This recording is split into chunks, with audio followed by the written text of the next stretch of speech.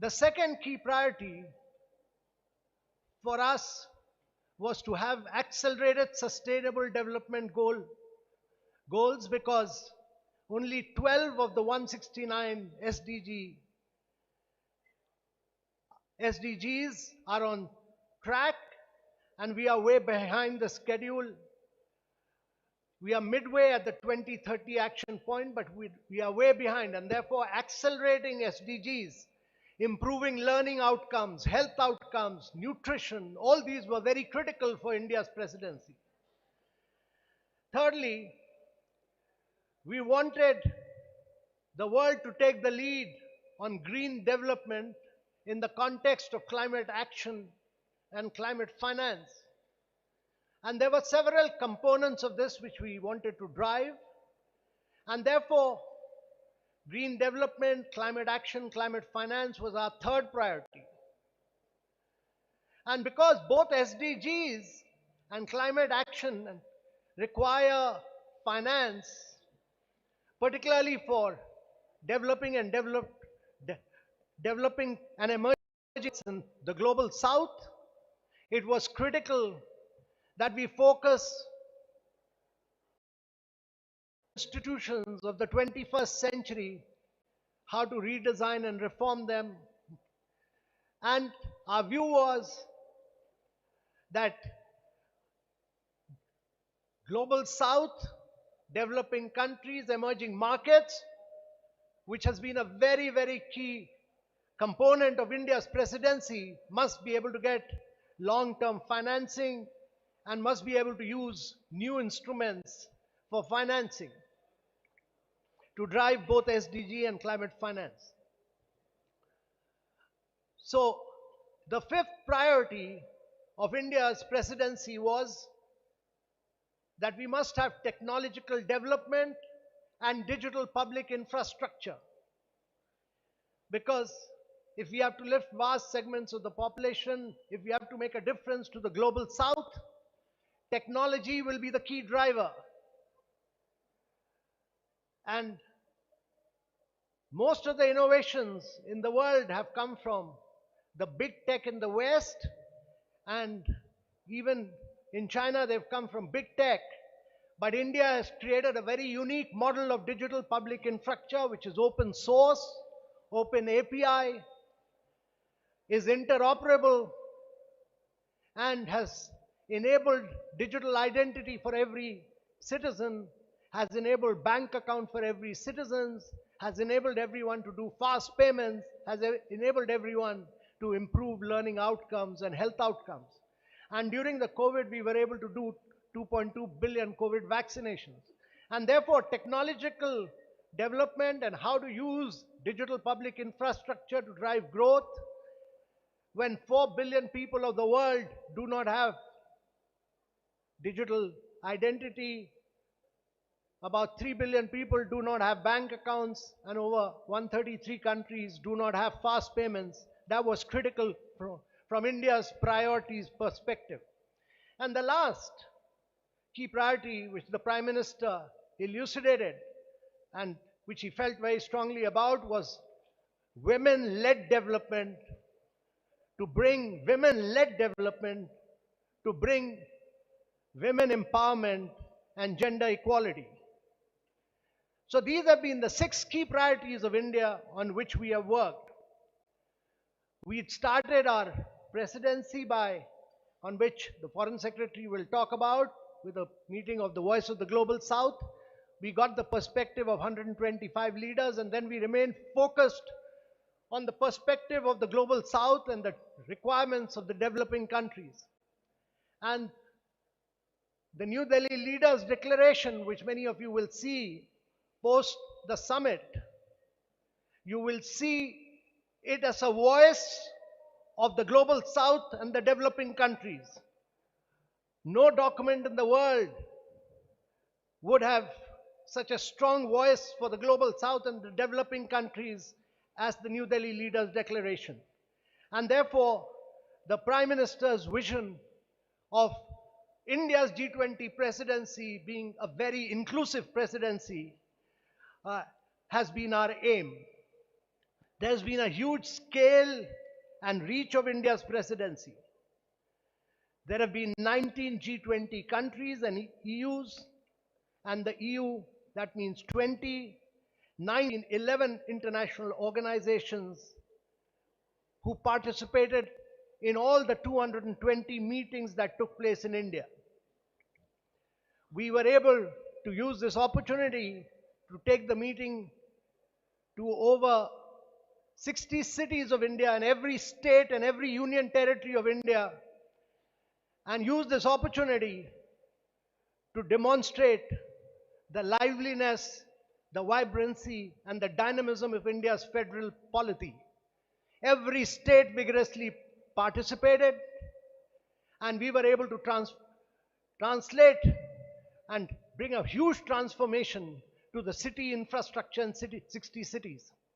When G20s are held across other countries, they are held in the capital or maximum 2 cities. In India's case, we've held them over 60 cities of India and used this as an opportunity to transform them.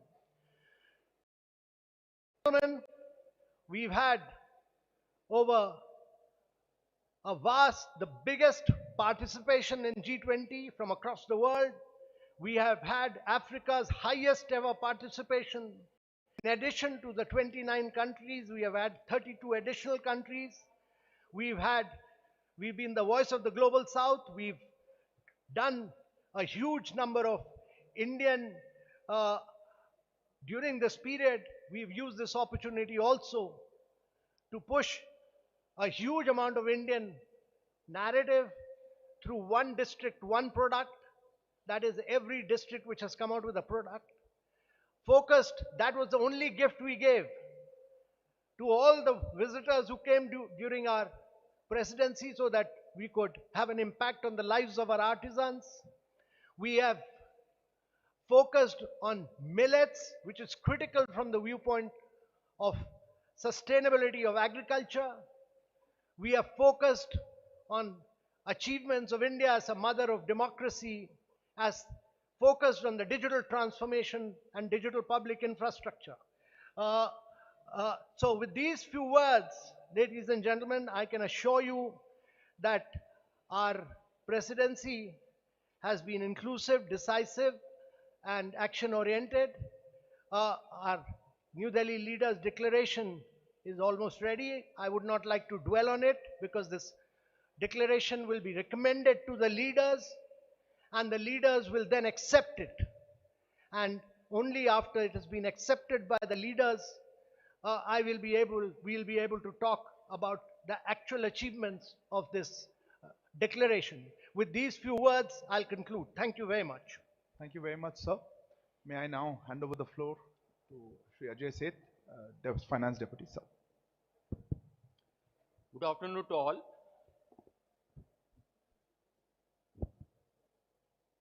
Let me share some of the priorities which the finance-related work handled during the course of the presidency. Under the leadership of our Prime Minister, Shri Narendra Modi, the focus and the vision of India G20 presidency has been to bring focus to the global discourse, to issues which make a difference to people's lives, lead to actionable, decidable, sustainable and inclusive growth, and empower the global growth. Keeping that vision in mind, the priorities which were set and endorsed by finance ministers and governors in February in their first meeting in Bangalore, some of them were how to strengthen multilateral development banks for challenges of 21st century. Similar manner, how to support a strong, sustainable, balanced and inclusive growth in the midst of the current challenges which the world is facing. In the same vein, how to manage the debt vulnerabilities which several countries are facing. Yet another priorities was that how the technology can be used for financial inclusion, for productivity gains, for efficiency, for private sector.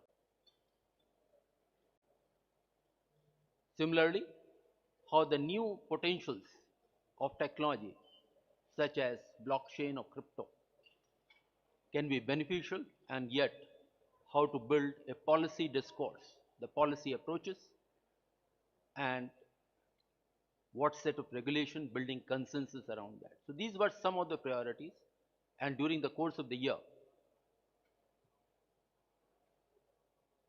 in more than 25 meetings of various working groups, ministers, deputies, these have been deliberated with very intense efforts. And one unique feature of the work has been, I'll put it rather two big elements, two big differences. One was to go beyond the structured meetings and arrange almost 40 seminars, side events, symposiums, inviting domestic as well as global experts and generating a very intense discussion to find a robust way forward. In a similar vein, how to generate the local connect, Jan Bhagidari. Almost 40 events were done on issues which are relevant to people's lives. Based on these deliberations over the course of the year, these recommendations have now been placed for consideration of the leaders. They would be discussing it over the course of next 2 days, and then we will have definite outcomes and we will all share with you. Thank you. Thank you very much, sir. May I request Shri Harshvardhan Shringla, Chief Coordinator, sir. Namaskar and good afternoon. The focus of today's press conference is on the G20 New Delhi summit. But since many of our media friends have joined us only today, I'll briefly begin by taking you through our presidency journey. As you know, we assumed the presidency of the G20 on the 1st of December last year, and we will conclude our presidency on the 30th of November this year. During the course of our presidency, we would have hosted over 220 G20 meetings in 60 different cities across the length and breadth of our country. In keeping with the Prime Minister's vision of a pan-Indian G20, we will have hosted one G20 meeting in at least one G20 meeting in every state and union territory of India. And to my mind, that is the finest example of cooperative federalism that we can see. Now, the effort has been, of course, to take the G20 down to the grassroots level through a process that we call Jan Bhagidari, which is a people's participation movement. And whether it is through the G20 University Connect or the G20 Model School or quiz, essay and painting competitions and festivals, the G20 has been popularized and taken down to the grassroots levels in our country. We have also looked at the G20 as an opportunity to highlight and showcase India's rich cultural heritage and diversity and our tourism potential. And in that context, we have hosted over 300 cultural events with the participation of over 18,000 of our cultural artists and exponents. Of course, we have also made our presidency an inclusive one. Sherpa has already mentioned that we've had very significant participation from the Global South and from Africa. We would have received a total of about 100,000 visitors for our G20 presidency from over 125 nationalities. And for many of them, this is a 20 event or the other across our country. So in that organizational endeavor, we've had guidance under the Principal Secretary to the Prime Minister, which includes the NSA, which includes at least 9 times formally, but many times informally, and has provided extensive guidance on every aspect and overseen every aspect of the presidency's organization and management. So I think that was important. Now, on the summit itself, of course, Foreign Secretary and Sherpa will take you through the program elements, but it's important for you to know what else is there and what are the activities and exhibitions and other events which are within the Bharat Mandapam, within the G20 summit complex. On the cultural aspects of our presidency as well, there is a very unique exhibition which is called the Cultural Corridor, which will cultural artifacts and objects from different countries, both tangible and intangible heritage, but also natural heritage. So this has some very, very interesting exhibits, which the details of which will be available with you. We also have an immersive display, which has, again, the exhibition. India is the largest, essentially narrating the 7,000-year tradition of democracy in our country from the ancient to the modern. There will be 26 interactive panels, languages in which this will be available. There is also a bronze replica of a girl from the Sindhu Saraswati era, 2,500 to 3,500 years before. And this is a very unique part of the exhibition. And there will also be someone who will greet everybody. It's artificial intelligence driven, so it's a technology oriented platform. And of course, the person who will greet will also provide an introduction to India's age-old democratic traditions in their respective languages. You are also aware that we will have, at the time of the dinner that will be hosted tomorrow by our president, there will be a musical ensemble which will play in the background. This, of course, will represent, again, musicians from all parts of our country, but it will also include musical traditions of every nature, whether it's Hindustani, Carnatic, folk, bhajans. Every aspect of music in our country will be covered by these 77 musicians, who would also include young students, people who, but also people who are from different walks of life across our country.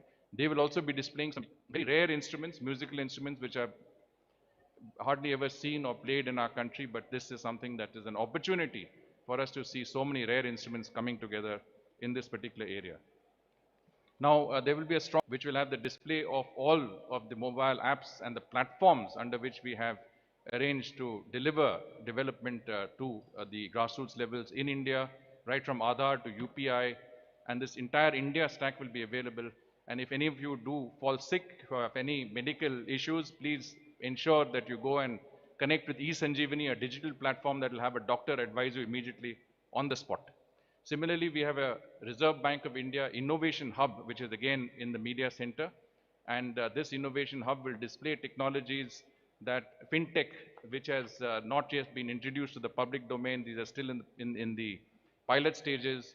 One of them is the central bank digital currency, through which even international media who are here, who don't have bank accounts in India, will be able to get some money in their mobile wallets and will be able to use that digitally to buy products in our crafts mela, which will be in the adjoining hall, hall number 3. And this crafts mela will also, each stall of the crafts mela, which represents a different state or union territory of India, displaying, as Sherpa mentioned, the ODOP products and geographical indicator products, will have a QR code compatible with your mobile wallet, the digital currency, and with the UPI. We will also have a frictionless credit display, which basically, again, is a cutting-edge technology under which any credit to be given, say, to our farmers, the information relating to that would be immediately available on your mobile phone or your iPad, from the land records to your Aadhaar to your previous credit history. And this will enable credit to be given within a few minutes of each of the farmers. And so from that point of view, I think we also have, I hope all of you have downloaded our digital app, the G20 India digital app, which is again a state-of-the-art app, which enables you to get this in any language in the G20. You can get it in Portuguese, in German, in Japanese. And this will also enable you to talk to anybody who doesn't understand your language, say from Hindi to Japanese or from Portuguese to German. It will be instant conversation through the app. You can navigate from one part of the Bharat Mandapam to any other part of this complex. It will enable you to get there without a problem. And any information that you may need on our presidency, on the G20, on India, UPI, any aspects of this is available. And of course, if you feel like a yoga break, that's also there on our app. So I'll stop here. I'm sure there are many other things, but we will stop. Thank you. Thank you very much, sir. May I hand over to Foreign Secretary Shivinay Quatra. Thank you very much. I have 6 brief points to make, besides what has already been shared by my colleagues. senior colleagues, Sherpas, Chief Coordinator and Secretary, Department of Economic Affairs. Point number first. If you really want to get a sense of India's vision, priorities and approach to the G20 presidency, uh, I would encourage all of you to read the op-ed that the Honorable Prime Minister of India has written yesterday. It captures, it distilled a sense of how India envisions and looks at the ongoing G20 presidency. 41 heads of delegations, heads of state, government, heads of international organization in India starting yesterday is under Prime Minister's personal leadership and direction. It is essentially a celebration of the coming together of the G20 family. And as our Sherpa mentioned earlier, it's the largest ever participation of the Global South in India. 3, whether it concerns India's national priorities with regard to G20 or the priorities of G20 countries as a collective, as also the concerns and interests of the Global South. The specifics of the agenda which the Sherpa and the Department of Economic Affairs Secretary mentioned, they have been structured in a most inclusive and the harmonious concepts of one earth, one family, one future. 4, very briefly with regard to the program of the G20 summit. The summit official conference program is structured around 2 sessions. First one Earth starting tomorrow morning, one family tomorrow afternoon, and one future in the morning of the 10th. Besides 3 sessions of the conference, there would also be a couple of sideline events which are currently being structured involving India and other heads of the state who are visiting us here. Third, a dinner by the Honorable President of India tomorrow. Fourth, a visit to the Rajghat to pay homage to Mahatma Gandhi. And fifth, a spouses program. These would be the broad 5 elements of the summit. And the last 5th point which I wanted to make, Honorable Prime Minister of India will also be hosting several sideline bilateral meetings during the course of this G20 summit with the visiting heads of state governments and the other leaders who are going to be in Delhi, as I said, starting yesterday till their departure over 10th and 11th. I would stop here and see if we have any questions on this. Thank you very much, sir. We will take take questions in a group because we don't have time. Let me start with Manish here, TV9. Microphones will come to you. Please wait. Thank you. First of all, Please introduce yourself and the organization. This is Manish Jha from TV9. Amitabh ji, Foreign Secretary and Chief Coordinator. I must tell you first of all that arrangement at International Media Center are really excellent. I have attended 4 summits before this summit, and I can tell very proudly that arrangements are really best. So thank you so much. So my question I would like to ask in Hindi. Amitabh ji, लगातार आप लोग joint declaration को लेकर लगे हुए थे, बहुत मेहनत कर रहे थे. आपने हिंट भी किया है कि ज्वाइंट डिक्लेरेशन आएगा और बहुत अलग तरीके से बहुत खास होगा. लेकिन खबरें ये भी आ रही थी कि चीन की तरफ से हर मीटिंग में ज्वाइंट डिक्लेरेशन में कोई कंसेंसस ना हो, इसके लिए कोशिश की जा रही थी. कभी वसुधैव कुटुंबकम के नाम पर, कभी किसी और की लैंग्वेज जो है संस्कृत में क्यों है.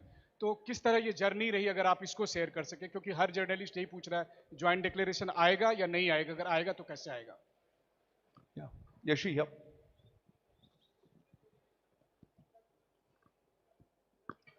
This is Yeshi Seli from the New Indian Express.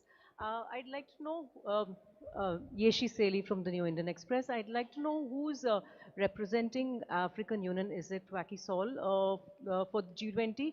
And is the G20 officially going to be Yashi, called? you're not audible. Could you repeat again? Can you hear me now? Yeah. So this is Yeshi Seli from the New Indian Express. I'd like to know who is representing the African Union for the summit? And is the G20 officially going to be called G21 after the conclusion of the summit? Okay. Siddhant.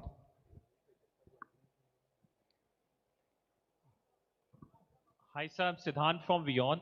My question is, do you think the absence of the Chinese president impacts the summit's proceeding? Is it an attempt by the Chinese to undermine? Do you see it in that way as well? The lady in yellow behind. Samira Hussain with the BBC. I'm wondering if you think that that Ukraine will derail talks and the ability to come up with a joint statement. I'll repeat the question. None of you will say, will Ukraine derail the talks and the ability to come up with a joint declaration? That's what I heard. Will Ukraine derail the talks? Yeah, I'll take one more question here. Yeah, right here. Nanima, yeah. This is Nainima Basu from ABP Live. Just one question. On the Russia-Ukraine war, will there be a specific discussion on the Black Grain Initiative? Thank you so much. So, can I pass on these 5 questions, perhaps? So let me first say that on the journey of the joint declaration, I would prefer to speak after the summit is over, because the journey has just started. It's not ended. So I think you should have a little bit of patience. We'll give you a complete glimpse of what the journey has been after the summit gets over, because, you know, this is a leaders' summit. I'm only the Sherpa of my leader, who's the Prime Minister of India. So the recommendations of the Sherpas are made to their respective leaders. The leaders have to accept those recommendations and approve them. Once they are approved, then that will get into public domain and we'll be able to talk about it. Some of the other questions also related to the content of the leaders' declaration. And I would request all of you to realize the high nature of confidentiality of the leaders' declaration, because it has to be placed before the leaders and they have to approve it. But after that, we will be very happy to explain, elucidate, and take you into all the details of that leaders' declaration. As far as AU is concerned, let me say that the Prime Minister, who's a great believer in Global South, had written to all the leaders and there has been a very positive response, but formally that will come before the summit. Thirdly, on the Chinese, I would merely like to say that China is a multilateral player. In multilateral discussions, the issues are very different from bilateral issues, and Chinese discuss issues of growth, development from their perspective. The challenge about any multilateral discussion is that you have to bring consensus across every issue. Every country has a veto power, and therefore we have to bring everybody on board. And I must say that we have been able to work with every single country, and bring them on board, which you will later see. There was an issue about Russia-Ukraine conflict. Let me say that G20 is an economic forum. It discusses issues of growth and development. However, last year in Bali, there was a feeling that issues of conflict and war have an impact on growth and development. So food, fuel and fertilizer get impacted, and therefore that issue was discussed. And this year also, as a consequence of the challenge of growth and development and implementation of SDG, that issue has been discussed at great length, and we will talk about it once the leaders' summit is over, because whatever we discuss will have to be first discussed by the leaders, and they will have to take a formal decision on that. And then after that has been decided, I'll be free to speak to you at great length on this issue. Foreign Secretary, sir, would you like to say anything on these issues? Nothing much to add except to the questions which was asked with regard to the presence or absence of leaders. I think External Affairs Ministers of India has already spoken on that issue, and I think that statement stands for itself. Thank you. I'll open the floor for the next round of questions. I saw a hand here. Yeah, please. I'll come back to you.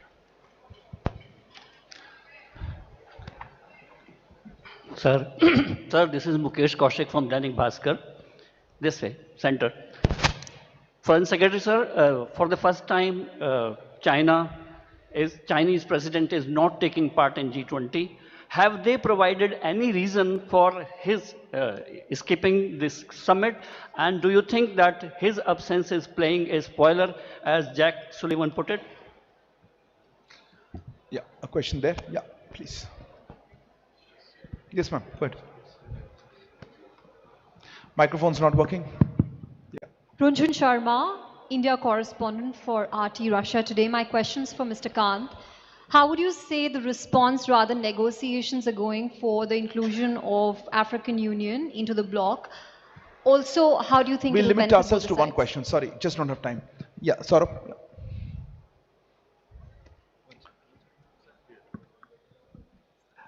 Good afternoon, everyone. This is Saurabh Shukla. I'm editor-in-chief of News Mobile. This G20 presidency is also about India's solutions for the biggest challenges that the world faces today. What are the three big takeaways that you expect from the Leaders Summit? More specific questions? Anyway, behind that, yeah. Go ahead. Behind you, yeah. Go ahead, please. Yeah. So this is Pranay Upadhyay from Z News, and my question is to Sherpa Amitabh Kant ji. Sir, India has been long pushing for the MDBs, like multilateral development bank reforms, and after the finance and the joint finance and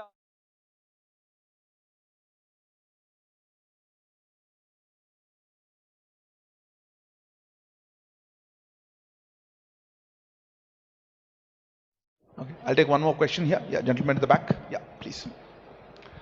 sir मैं Madhurendra news nation से बोल रहा हूँ. नहीं, you have the floor. बैठ जाइए. Please sit down. Please sit down. You have the floor. You have the floor, but please sit down and ask the question while sitting down. Sir मेरा सवाल है. Will you please sit down, sir? You are blocking the camera. Thank you.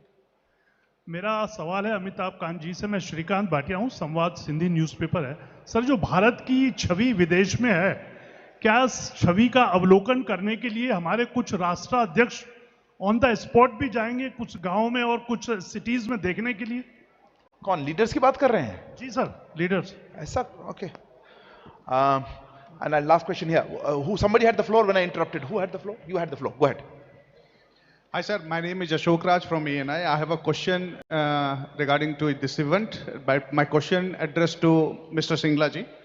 That how do we coordinate such massive effort, and what were the organization structure changes? I'll take this round of questions, sir. Finance Secretary, sir, perhaps on the MDBs, sir, Foreign Secretary, sir, you'd like to answer? Why don't you answer next? Some of you asked that what are the three key big takeaways from the summit. My request to all of you would be that please bear with us for another 2 days once the leaders consider the recommendations made by their ministers, governors, and give their decision. That would be the time to take a stock. That what have been the big takeaways as far as MDB reforms are concerned, both on strengthening multilateral development banks as well as other institutions, strengthening them like IMF. There has been a very rich and intense discussion, and we are highly hopeful that the discourse over the past 9 months will get a positive consideration from the leaders. Thank you. So, maybe. Okay, thank you. Look, I have already responded to the question on the presence or absence of certain leaders from the summit, and I mentioned that External Affairs Minister of India has already responded to that question.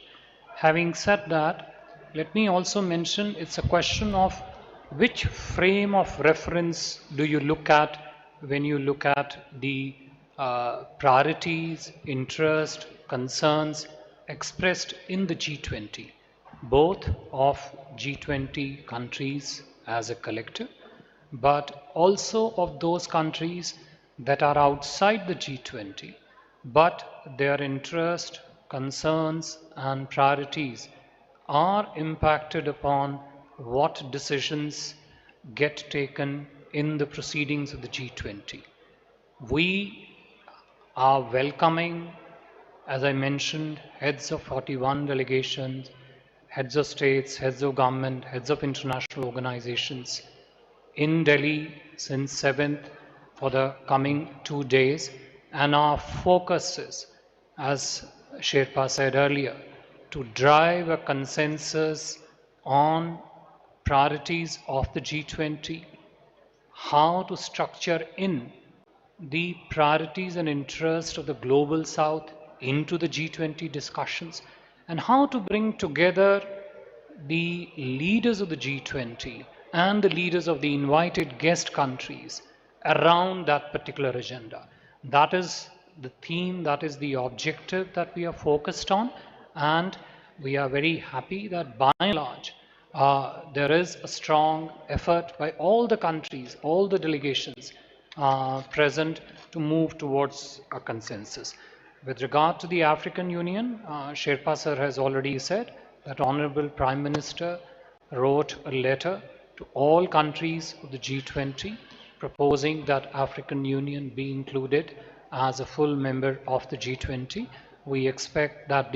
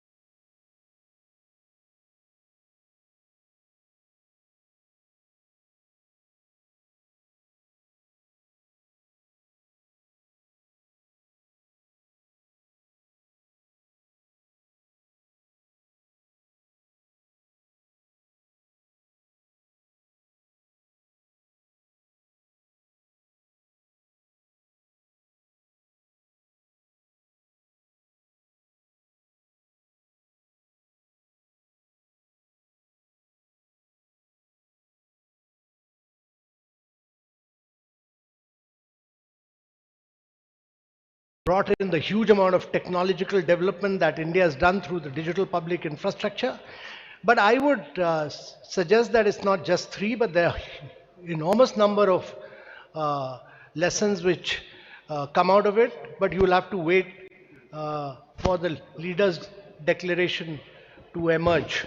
and you will then realize that that India will leave a huge imprint. Thank you, sir. Tripti? So we can't accommodate everybody, sorry. Yeah, go ahead. The Wall. Microphone, Tripti please. Lahiri from the Wall Closer, Street please. Journal. Yeah. Hi, my question is about, so in addition to China and Russia's leadership not being here, we've also seen them coordinating at other forums, be that BRICS or elsewhere, that India is also part of. Do we see that there is a bifurcation, China, Russia on the one side coordinating more? And does that mean that the space for broad-based multilateral cooperation is shrinking? Neeraj, at the back. Sir Neeraj हूँ news 18 India से। हमारा सवाल Amitabh sir और विनय sir से है। सवाल ये है कि पिछली बार विदेश मंत्रियों की G20 बैठक के बाद ये बयान आया था विदेश मंत्री की तरफ से कि हम लोग सफल नहीं हो पाए कि यूक्रेन के मसले पे सहमति बने, और उनका इशारा रूस और चीन की तरफ से था। उन्होंने अपना पक्ष बदला था बाली डिक्लेरेशन के बाद। सवाल ये है कि दोनों देशों के राष्ट्र प्रमुखों की गैर मौजूदगी में क्या भारत सक्सेस कर पाया है कि यूक्रेन के मसले पे सहमति बना पाया है या नहीं, या यूक्रेन को हटा दिया गया है ज्वाइंट कम्युनिक से? Sridhar here.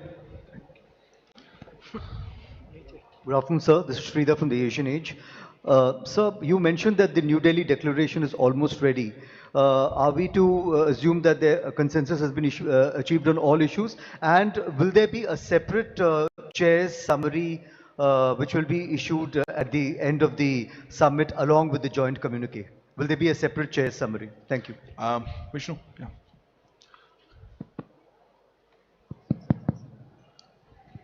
Good afternoon, Vishnu Shom from NDTV. There's a World Bank report which has come out which has praised India's digital public infrastructure. I'm just trying to understand, how is India going to disseminate this infrastructure? Will it be through an organization or an institution like the Solar Alliance? There's a lady at the back, hand up there. I saw a long time ago. Yeah, you are the lady, ma'am. Thank you so much. Ksenia, RT.com. A question is, since we discussed the global growth, has the issue of developed countries imposing unilateral sanctions been discussed, or the responsibility for imposing such sanctions which affects the global growth and especially the undeveloped countries? Has this been discussed as well, and will this figure in the communique probably? Question here. Yeah, you. A reporter for Shanghai Media Group. So close the microphone. Reporter from Shanghai Media Group. You mentioned that all participants show common interest in Global South, but I do believe there are different concerns between the Global South and the developed countries. So how India presidency will show its decisiveness in this? Thank you. Last question right at the back. Yeah, please go ahead. Yeah, correct. You got it. So this is Rishabh from Times Now. So just last week, the Russian ambassador said that Indian negotiating team was under immense pressure, and there were teams that were trying to hijack the whole negotiation. If you can shed some light on that, how difficult it was during the negotiating time to come to a joint declaration, if that is possible, a day after? I think, Rishabh. And in that, what is the priorities that India stands for and the rest of the Global South stands for? And I think the space that we come from is, our belief is that multilateralism needs to be reinvigorated, it needs to be inclusive, and it also needs to be an important center and a medium for global governance, which has to be more representative, naturally effective, transparent, and accountable. We have brought up these points strongly in the discussions in various meetings of the G20, including in particular the G20 Foreign Ministers meeting, and we will see how that finds reflection in the communique that's being negotiated.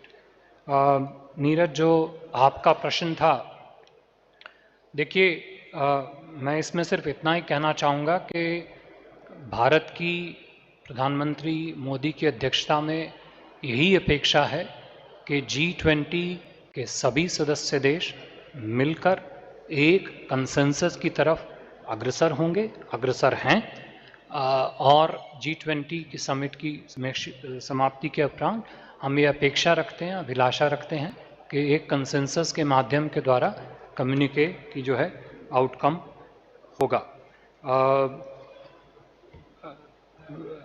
To the question on the DPI thing, I think would ask Sherpa sir to come and sort of talk about that.